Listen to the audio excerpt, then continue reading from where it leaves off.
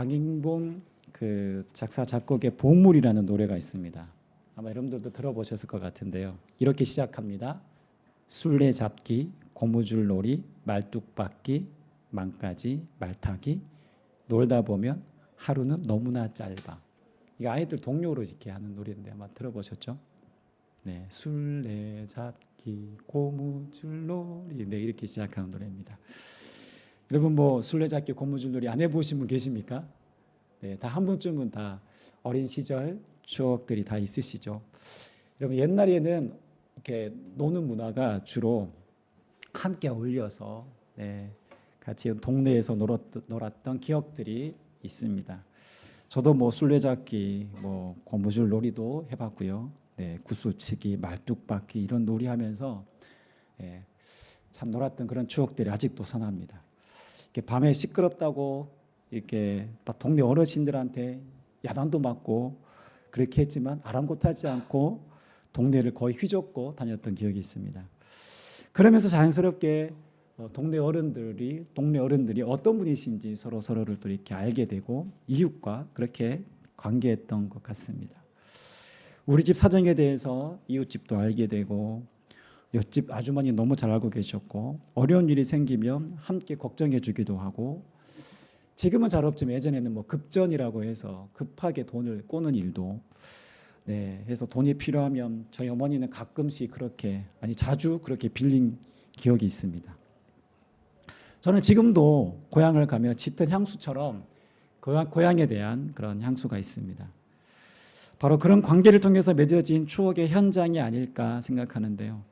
사실 요즘은 시골이고 뭐 도시고 함께하는 문화가 거의 점점 사라지고 이제는 개인 문화, 이제 홀로라는 개인의 문화가 더욱더 발전하고 강화되어서 같이 뭔가를 한다는 것이 하기보다는 나 홀로 뭔가를 하거나 홀로 지내는 경우가 더 많아지는 것 같습니다. 잘 안 넘어가네요. 요즘 그 10대 자녀들을 둔 부모님이라면 자녀들이 2-3시간 이상 게임을 하는 것을 보면서 이해가 잘 안 되고 이게 컴퓨터 앞에서 있는 게 몹시 또 못마땅하기도 합니다. 몸을 부대끼면서 대화를 통해서 관계가 맺어지는 것이 아니라 모니터에서 나오는 어떤 그 가상 세계, 그 현실을 통해서 관계를 맺다 보니 실제 현실과는 동떨어지게 되고 또 다른 생각들을 하게 되는 것 같습니다. 그러니까 현실 세계는 재미가 없고 지루하고 뭔가 액티브하지 않기 때문에 늘 마음이 게임에 있습니다. 또 한편으로는 또 공부를 잘 해야 하지만 좋은 대학, 좋은 직장에 취업할 수 있는 공부를 잘해야 우리가 성공할 수 있는 구조이기 때문에 공부는 초등학교 때부터 아이들이 치열하게 해야 합니다. 그래서 요즘에는 놀이터를 가면 아이들이 잘 없어요. 다 학원 가느라고. 학년이 올라가면 갈수록 친구는 점점 경쟁 상대가 되어버리고 오늘 이렇게 진정한 관계 맺기가 점점 힘들어가는 그런 시대 속에 우리가 오늘을 살아가고 있습니다.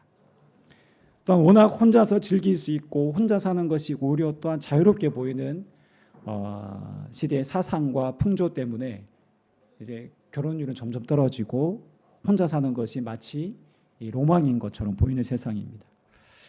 그래서 결혼율, 출산율은 바닥을 치고 혼자 사는 독거노인 인구는 점점 더 늘어나고 있는 추세입니다. 이렇게 우리는 좋은 관계로서의 어떤 문이 점점 좁혀지고 닫혀지는 세상을 보게 됩니다. 서로 함께라는 그런 맺어지는 공동체가 아니라 오로지 나만 잘 살면 된다는 식의 어떤 개인주의 그런 풍조가 점점 더해지는 그런 시대에 우리가 살고 있습니다. 그리고 한편으로 또 상처받은 관계나 갈등 상황에 있는 관계로 인해서 스스로 마음을 닫아버리는 경우도 있습니다. 우리는 건강한 관계를 원하지만 진정한 관계, 사랑의 관계의 부재 속에 살아가는 것이 오늘 이 땅을 살아가는 우리의 현실입니다. 우리가 잘 아는 한 여성의 이야기인데요. 노마진 머트슨이라는 여자가 있었습니다. 1926년 미국 LA의 빈민가에서 태어나 친부모에게 버려져서 유년기의 대부분을 사랑 없는 양부모로부터 자라야 했습니다. 그중 한 곳에서 한 하숙생이 8살의 그녀를 이제 강간한 후에 5센트짜리 동전을 주면서 이렇게 말합니다. 자, 가져. 그런데 대신 이 일을 그 누구에게도 아무한테도 말하면 안 돼 하면서 경고합니다. 노마지는 양어머니에게 이 일을 말했다가 크게 얻어맞았습니다. 노마진이 들은 말은 그 하숙생은 하숙비를 꼬박꼬박 잘 내는 사람이야. 다시는 그 사람에 대해서 나쁜 말을 하지 마라. 라는 매우 충격적인 말을 들었습니다. 노마진은 이렇게 평생에 씻지 못할 상처를 입고 나서 5센트짜리 동전을 받는 것이 어떤 것인지 그 내면의 상처와 외로움을 표현하려 했다가 매를 맞는 것이 어떤 것인지 그 서러움을 품고 그녀의 나이 8살 때 이 모든 인생의 사실을 배워야 했습니다. 시간이 흘러 어느 정도 독립할 수 있을 때가 되었을 때 결국 그녀는 영화의 본고장이라고 하는 불리우는 할리우드로 도망하여 마릴린 몰로라는 이름을 바꾸었습니다. 우리 사진에 보시면 나와 있죠. 트레이너들이 그녀를 섹스 심벌로 만들어주겠다고 했을 때 그 말의 의미를 처음에는 잘 이해하지 못했습니다. 그녀는 그렇게 20세기 폭스사의 전속 배우가 되었고 2부의 모든 것에서 단역으로 주목을 받은 이 마릴린 몰로는 나야가라를 통해 일약 스타덤에 오르게 되고 이후에 10년 동안 20세기 폭스사를 거의 먹여 살리는 헐리우드 최대의 여배우로 군림하였습니다. 전 세계에서 아마 이 여배우 이름은 모두가 다 거의 다 지금도 다 알고 있습니다. 그러나 매스컴에서 보이는 그녀의 화려함 뒤에는 늘 그늘진 삶이 있었고 3번의 결혼에 실패하면서 우울증에 시달리게 됩니다. 일기장에는 그녀는 이렇게 스스로 자기 인생에 단 행복했던 시간은 단 하루도 없었다라고 그렇게 고백합니다. 그리고 어느 토요일 밤 마릴린 몰로는 35의 젊은 나이로 목숨을 끊었습니다. 가정부가 시체를 발견했을 때 보니 전화선이 뽑혀 있었습니다. 이 마릴린 몰로를 죽게 한 진짜 이유는 무엇이었을까요? 그녀는 끝내 아무와도 통화되지 않아 스스로 죽음을 선택한 것입니다. 무엇입니까? 그녀의 인생에 진정한 사랑의 관계가 단 한 번도 진실한 관계가 맺어지지 않았습니다. 그녀는 누구와도 의미 있는 관계를 맺고 있지 않았습니다. 여러분 지금도 우리나라는 매일 38명이 자살한다고 합니다. 이 통계는 자살에 성공하는 사람의 숫자입니다. 그렇죠? 자살 시도를 하는 사람은 이보다 10배가 더 많은 수치입니다. 그러니까 오늘도 그렇게 그 누구와도 마음을 나눌 수 없는 이들이 그 상실감과 우울감과 외로움에 시달리는 이들이 얼마나 많다는 증거이지 않습니까? 오늘 우리 주변에는 진정한 사랑의 관계를 알지 못해 이렇게 혹은 마음의 고립으로 외로움으로 죽어가는 이들이 꽤 많다라는 사실을 우리가 볼 수 있습니다. 그래서 오늘 성경은 우리에게 분명하게 말하고 있습니다. 하나님은 우리를 관계적 존재로 만드셨고 우리와 진실한 관계를 맺기 원하신다라는 것을 말하고 있습니다. 우리가 왜 관계 때문에 힘들어하고 상처받고 이 관계 때문에 여러 가지 문제를 끌어안고 있습니까? 바로 하나님 우리를 이 관계적 존재로 만드셨기 때문입니다. 사람은 서로 상호적이고 인격적인 교감을 통해서 우리가 자라도록 하나님께서 그렇게 우리를 만드셨습니다. 하나님 우리를 관계적 존재로 만드신 가장 주된 이유는 사람과 사람 사이의 관계에 있어서 분명히 우리를 위해서 그렇게 만드셨지만 그 이전에 바로 하나님과 우리와의 인격적 관계를 위해서입니다. 만약 우리의 신앙이 하나님의 이 인격적 관계가 빠진 신념과 교리, 종교적 행위만 남는다면 그것은 성경에서 말하는 바른 신앙이라고 할 수 없습니다. 우리가 지난 9월 첫 주일에 우리가 함께 침례식을 진행했잖아요. 침례가 무엇입니까? 바로 개인의 신앙 고백이 있는 자가 받는 것이 침례입니다. 바로 내가 예수로 죽고 예수로 이제는 살았다라는 것을 고백하는 것이죠. 이 믿음, 이 신앙의 고백이 있는 자가 받는 것이 침례입니다. 믿음은 단순한 지적 동의가 아닙니다. 믿는다라는 뜻의 believe라는 단어는요, 동사 비동사와 명사 life의 합성어입니다. 즉 믿는다는 것은 존재하며 살아간다라는 뜻입니다. 내 존재를 살아낸다, 내 존재를 삶에 맡긴다라는 그런 뜻입니다. 창세기 15장 6절에 보시면 이렇게 되어 있습니다. 아브라함이 넘겨주시면 아브라함이 여호와를 믿으니 여호와께서 이를 그의 의로 여기시고라고 되어 있습니다.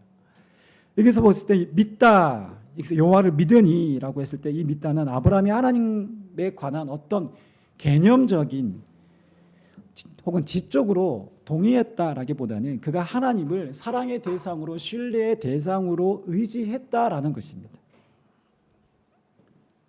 우리가 예수를 믿는다는 것이 단순히 지적 동의로 전락하는 순간 그 사람에게 하나님은 절대적인 존재가 아닌 부수적인 존재입니다. 왜냐하면 귀신들도 하나님의 존재는 안다라고 말하고 있습니다. 우리 야고보서 2장 19절인데요. 세 번역으로 한번 제가 읽겠습니다. 그대는 하나님께서 한 분이심을 믿고 있습니다. 잘하는 일입니다. 그런데 귀신들도 그렇게 믿고 떱니다.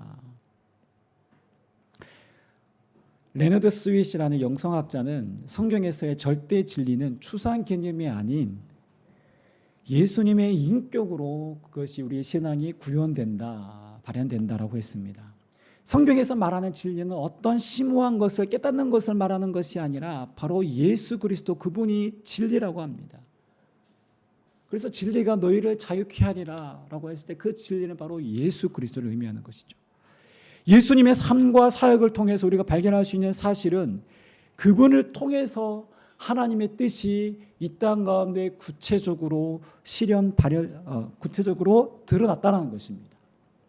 하나님이 어떤 분이시고 또 하나님의 사랑이 얼마나 위대하고 크신지가 예수님을 통해서 하나님의 뜻이 밝히 드러났다는 것입니다. 인간은 오래전부터 그리고 지금까지도 수많은 하나님에 대한 오해 속에서 살아가고 있습니다. 그런데 여러분, 하나님에 대한 오해가 언제 풀릴까요? 언제 하나님에 대해서 우리가 잘못된 생각들이, 오해들이 풀리게 됩니까? 바로 예수 그리스도를 대면할 때입니다. 그분의 성육신 사건과 십자가 사건을 통해서 우리는 하나님이 과연 사랑이시다라는 것을 몸소 피부로 느끼게 되는 것입니다. 그래서 우리는 저 멀리 계신 하나님이 아니라 인간의 몸을 입고 오실 만큼 가까이 우리 곁에 계신 하나님, 우리와 함께하기 원하시는 하나님의 그 마음을 알게 되는 것이고, 그리고 그분은 우리의 내면의 문제를 외면하시는 분이 아니라 죄인들과 함께 먹고 마시고 대화 나누시기를 기뻐하시는 하나님으로 우리는 깨닫게 되는 것입니다. 또한 우리가 십자가에서 고통받으신 예수 그리스도를 우리를 사랑하시는 하나님으로 그렇게 고백할 수 있다면, 비록 오늘 내가 당면한 삶의 문제가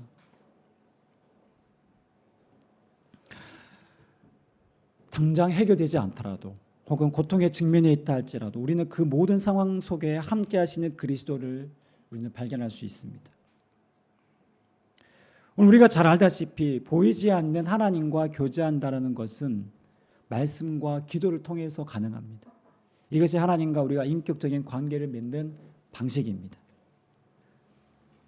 오늘 우리는 성경이라는 하나님이 우리에게 자신을 계시하신 책을 가지고 있습니다. 그런데 중요한 것은 이 관계적 영성을 가지고, 이 주님과의 인격적 관계의 영성을 가지고 우리가 말씀을 대할 때 우리는 말씀을 대하는 태도가 달라진다는 것입니다. 우리가 어떤 태도로 말씀을 대해야 할까요? 바로 이 관계적 영성으로 하나님의 말씀을 대합니다. 우리가 하루의 시작을 말씀 묵상으로 시작할 때 그 말씀이 오늘 나에게 주시는 말씀으로, 단어 하나하나가 오늘 나를 위한 말씀으로 읽어야 하고 하나님의 이야기 속에 나를 대입하며 읽어야 합니다. 그렇다면 우리는 충분히 그 말씀을 생명의 양식으로 받고 있는 것입니다. 그 말씀에 우리가 순종으로 반응할 때 우리는 더 나은 변화로 이끌어 가시는 살아계신 하나님을 우리가 경험할 수 있는 것입니다. 관계적 영성으로 말씀을 듣고 읽고 묵상할 때, 그리고 예배하고 기도할 때 우리의 삶은 주님과 친밀함을 경험하고 점점 변화되어지는 내 자신을 발견하게 되는 것입니다. 그런데 만약 하나님과 이 관계적, 인격적 관계를 빼버리고 단순한 종교적 의무로, 규범으로 여러분 우리가 신앙생활을 한다고 생각해 봅시다. 이 자리에 나와 있지만 우리는 충분히 하나님께 마음 없는 찬양과 기도를 드릴 수 있습니다. 행위는 있으나 이 관계라는 본질이 빠져버릴 수 있다는 것입니다. 즉 신앙은 관계라는 측면에서 오늘 요한복음 15장 말씀은 매우 중요한 말씀입니다. 요한복음 15장은 예수님과 우리의 관계를 포도나무와 가지로 비유하고 있습니다. 여러분 포도나무와 가지는 어떤 관계입니까? 늘 붙어 있어야 되는 관계입니다. 늘. 언제는 떼어지고 언제는 붙고 하는 관계가 아니라 포도나무와 가지는 늘 붙어 있습니다. 즉 뗄래야 뗄 수 없는 불가분의 관계입니다. 가지 없는 나무는 여러분 생각할 수가 없는 것이죠. 그래서 15장 5절에서는 나를 떠나서는 너희가 아무것도 할 수 없음이라 라고 이렇게 기록하고 있습니다. 무슨 말입니까? 반드시 붙어 있어야 한다는 것입니다. 붙어 있으면 좋고 떨어지면 그만이고 그런 식이 아니라 반드시 붙어 있어라 라는 것입니다. 즉 포도나무와 가지는 생명의 관계입니다. 떨어지면 곧 죽음이다 라고까지 사실은 말하고 있는 것입니다. 그래서 주님이 우리와 원하시는 관계는 그저 어떤 명분으로 맺어지는 관계, 기브앤테이크식의 어떤 이해관계로 맺어지는 그런 사이가 아닙니다. 잘하면 복 주고 못하면 저주를 퍼붓는 그런 관계가 아닙니다. 그리고 내가 너를 구원했으니 이제 네가 알아서 살아라. 그런 무관심한 관계나 그저 그런 관계를 맺고 싶어하는 하나님은 그런 분이 결코 아닙니다. 그분은 오늘 포도나무와 가지처럼 우리와 하나님과는 떼온 생명의 관계, 늘 붙어있는 그런 생명의 관계를 맺고 싶어하는 것입니다. 그분은 우리가 숨김없이 그래서 주님 앞에 나오기를 원하십니다. 그 어떤 체면이나 마지못해 나오는 것이 아니라 생명의 관계를 원하십니다. 그래서 7절 말씀은 이렇게 기록합니다. 우리 다시 한번 7절 말씀 읽어보겠습니다. 시작. 너희가 내 안에 거하고 내 말이 너희 안에 거하면 무엇이든지 원하는 대로 구하라. 그리하면 이루리라. 사실 이 말씀은 기도 응답에 관련된 말씀입니다. 기도 응답에 관련된 비밀을 우리에게 알려주고 있습니다. 이 말씀은 내가 무엇이든지 원하는 대로 구하면 다 주신다. 그런 말씀이 아닙니다. 전제가 있죠. 너희가 어떻게 해요? 내 안에 거하고 내 말이 내 안에 거하면입니다. 즉 주님 안에 거하는 것이 먼저입니다. 나와 주님과의 관계가 친밀하고 내가 주님의 말씀 안에 머물러 있으면 주님의 말씀을 깨닫고 주님이 진정 무엇을 원하시는지 알게 되고 즉 그렇게 해서 주님의 뜻을 우리가 구하게 된다는 것입니다. 즉 나의 뜻이 주님의 뜻이 되는 영적인 높은 수준이 되는 그때를 말씀하시는 표현입니다. 주님의 뜻과 나의 뜻이 일치가 되는 하나가 되는 그때 무엇이든지 이루어진다. 그때는 무엇이든지 원하는 대로 구하면 이루어진다는 것을 주님이 우리에게 말씀하시는 것입니다. 왜냐하면 그것은 하나님의 뜻이 나의 뜻이 되기 때문입니다. 여러분 그래서 우리가 정말 마음이 가는 사이, 사랑하는 사이에서는 그 사람이 정말 원하는 것을 먼저 알게 되고 그 사람의 필요를 채워주고 싶지 않습니까? 바로 하나님이 우리와의 관계 속에서 바로 그 관계, 그 사랑의 관계를 통하여서 우리에게 주고 싶은 것입니다. 그 마음으로 채워주고 싶은 것입니다. 만약 우리가 하나님과 관계하지 않은 상황에서 이 기도 응답이 혹 주어진다면 여러분 그것은 때로는 위험할 수도 있습니다. 왜일까요? 그것은 마치 나의 지극정성으로 이루어진 결과라고 착각해서 스스로 교만에 빠질 수 있거나, 또 한 가지는 하나님을 대하는 방식에 어떤 결과가 있어야 하나님을 내가 하나님으로 인정하기 된다라는 그런 사고가 자연스럽게 생겨나게 됩니다. 즉 내게 좋은 것을 주셔야 좋으신 하나님, 내 상황을 풀어주셔야, 열어주셔야, 좋게 해주셔야 그 하나님이 나에게서만큼은 좋으신 하나님으로 생각하게 된다는 사실입니다. 그것은 하나님에 대한 철저한 오해인 것이죠. 그리고 내가 원하는 것을 주실 때 그분은 좋은 하나님이지만 내게 고통이나 원치 않은 상황으로 이어질 땐 하나님은 내게 필요하지 않은 존재로 점점 멀어지게 됩니다. 그렇다면 그것은 하나님에 대해서 치명적으로 잘못 생각하고 있는 것입니다. 어느 고3 학생이 자기가 바라는 대학에 하나님 합격해 주시면 제가 교회도 나가고 열심히 신앙생활 하겠습니다.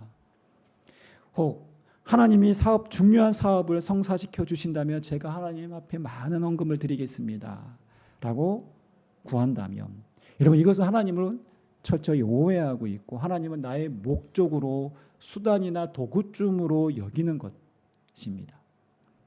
여전히 내가 삶의 주인이고 하나님은 내 삶의 부수적인 존재로 여기는 것입니다.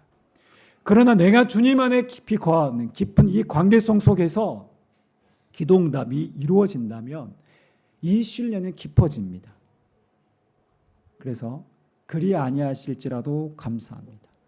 거절하신 것도 주님 응답입니다.